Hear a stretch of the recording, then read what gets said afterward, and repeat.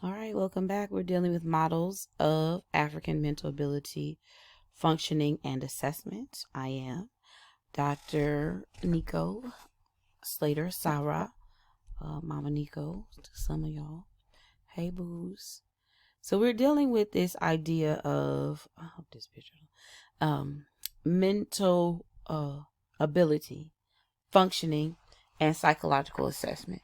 And one of the things that has happened historically, and we talked about in the previous mini lecture, was this idea of African people being considered less than, in some instances, unintelligible, unable to learn, unable to do things other than what some would consider menial tasks, hands-on, hard labor type things.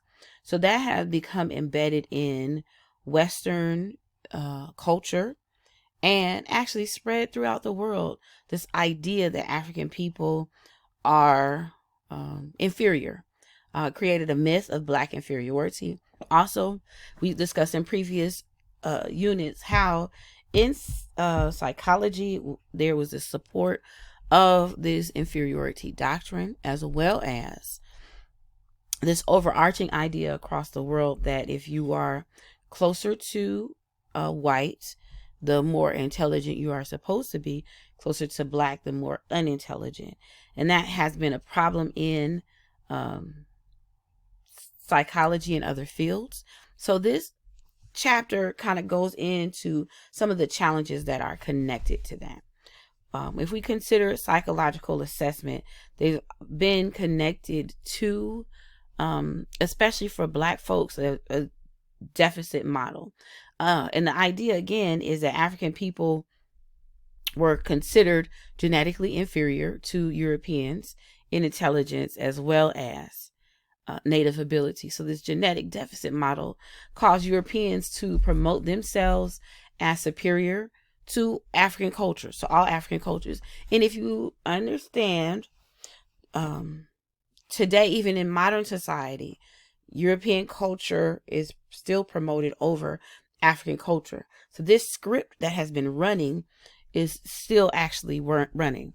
There's also the environmental social deficit model that asserts that Africans are intellectually or mentally inferior to Europeans due to their characteristics of being in culturally impoverished social environments.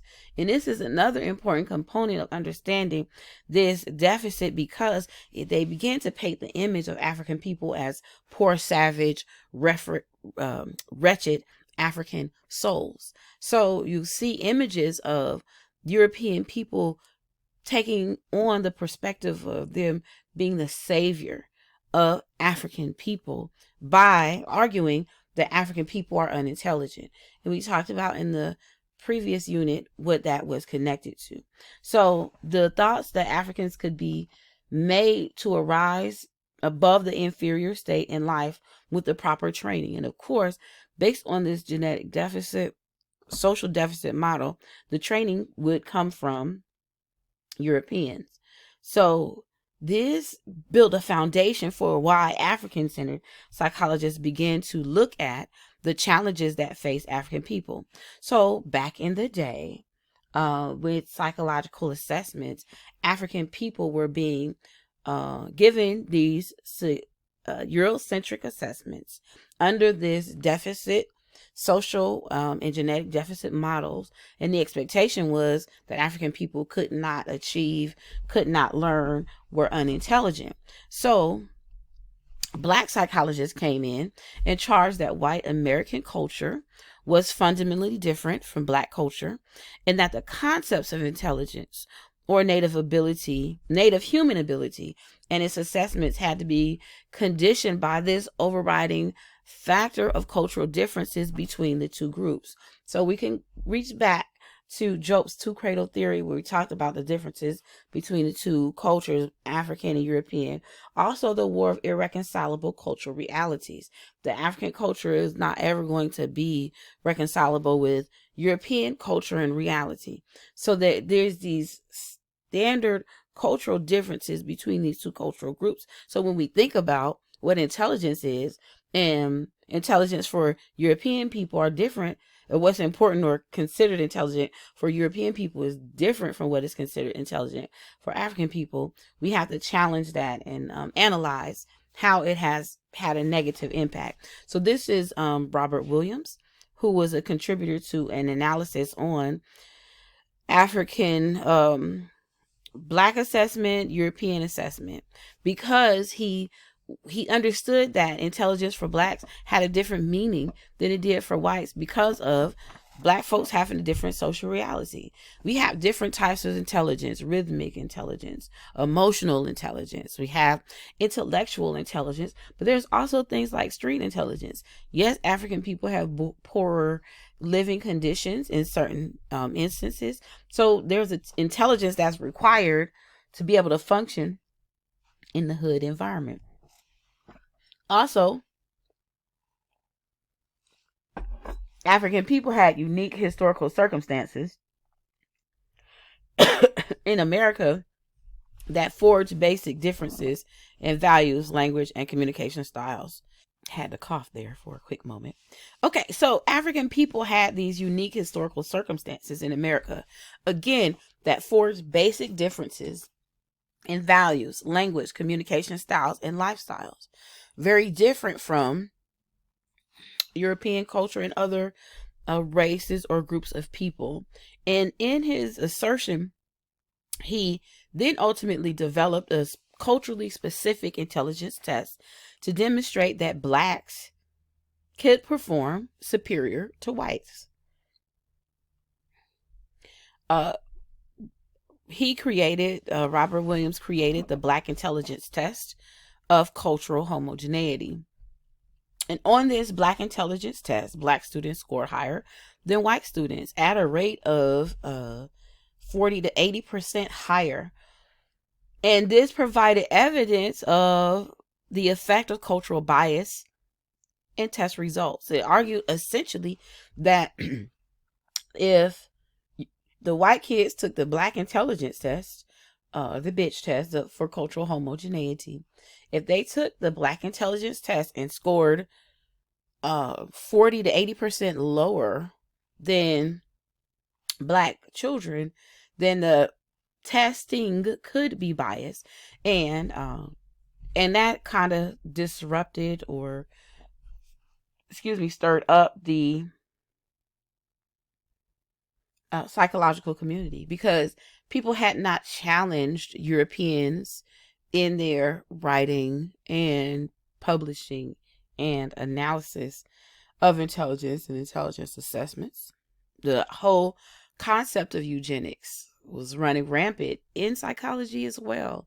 So this challenge of understanding differences in intelligence and intelligence assessments, bias in intelligence assessment, and connecting the dot of the bias to eugenics and all these other histories was very important. A couple examples from the Black intelligence test for cultural homogeneity is 100 item multiple choice test based on items drawn from Black culture.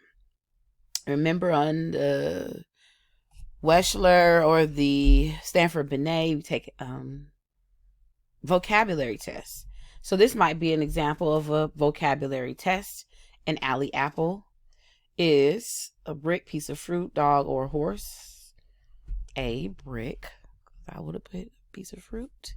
CPT means a standard of time. Maybe that should be obvious. A deuce and a quarter is a car. Okay. So again, this assessment was noted to be reliable, valid, and reliability, validity. Dang. I can't remember the other one. So under all of those assessments, all those measures, the assessment was standardized well. So the Black intelligence test for cultural homogeneity was significant because it challenged the Eurocentric psychological assessment community, as I mentioned. Again, utilized 100 vocabulary items from typical Black dialect or speech. And again, Black folks scored 30 to 50% higher than whites. So Robert Williams is well known in the community as a member of the Association of Black Psychologists. He's well known in the psychological community for the work that he did. And what was happening at this time is that Black children were being tested and being told that they were unintelligible or being placed or tracked for non-college courses. And or the tracking for non-college courses was separate. There was just automatic tracking because of race, but that came about as a result of assuming and measuring assessment that argued that Black children were unintelligible or learned less or not as well as other groups of people. Also, during this time, Black children were being given these biased tests. Based on being given a biased test, Black children would then be placed in slow or mentally disabled or uneducable classes. And as a result, the learning was very limited in terms of education. So if a person couldn't get through high school or did not, then that was a reflection in a job. We know that going to college, for example, it increased access to resources, because once you get your college degree, which a lot of you are who are viewing this, you are making yourself better and more marketable to get a better job. If the Black child is tracked to not go to college because they're unintelligible by way of these biased assessments, then that kept African people impoverished. So this issue was rampant across the United States.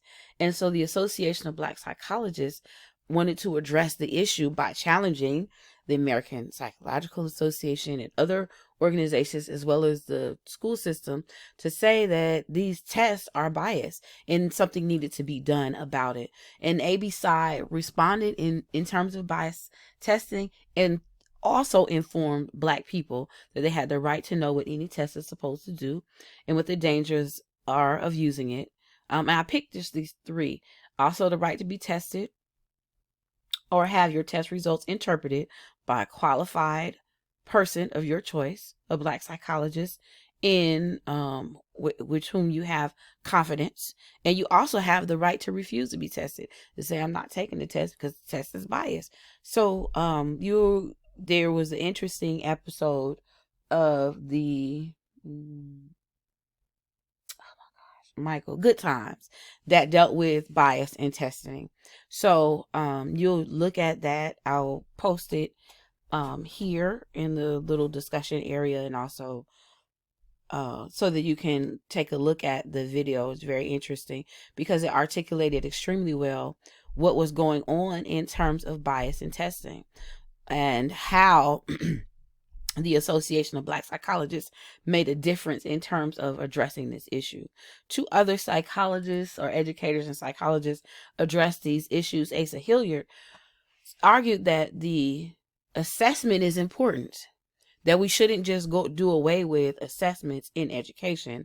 The assessment is important. We have to understand if the assessment is biased or not, and account for that in terms of addressing the bias in the assessment. We should give assessments in education. He said that assessments determine readiness, classify placement, determine social competence, and diagnose difficulties. So do away with the bias, but also give the assessment. Wade Nobles felt as if intelligence test goals were to legitimize European mental intellectual superiority. So he argued that there is a fallacy in cross-racial cultural research, and we should not give intelligence assessments that are going to support the bias of European somehow intellectual superiority, and which then ultimately would promote African concepts of African or Black inferiority. So this concludes our discussion, and I will see you next time. Again, Dr. Slater Sarah. Peace.